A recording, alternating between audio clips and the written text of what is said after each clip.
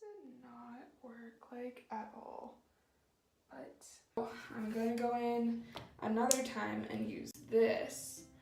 So we'll see after this. So this is what it looks like dry after the first round of real bleach. As you can see, some of the stuff is still like very orange and some is like super blonde. Surprisingly, like the pink that I had underneath my hair is still, some of it is still pink and then some of it's white. So we're gonna go for round 2. Okay, so this is the second application. Yeah, my scalp's already burning, so we'll see. After the second bleaching, near my roots got super white and then everything else is kind of like orange.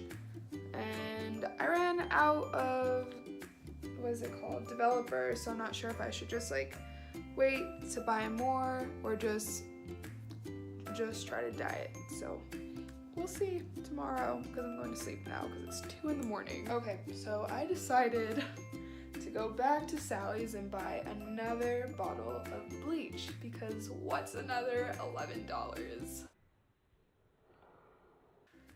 So I do it again and I got toner, so hopefully this time the color will come out right and then I can dye my. In between each bleaching session, I am doing an oil mask with coconut oil and leaving it in for like an hour and then rinsing it off.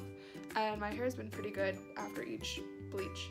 I'm not gonna try to say it again. So it's been pretty good, soft, and then yeah, so I would do that if you're trying to go from black to blonde or like any other type of dark color to blonde.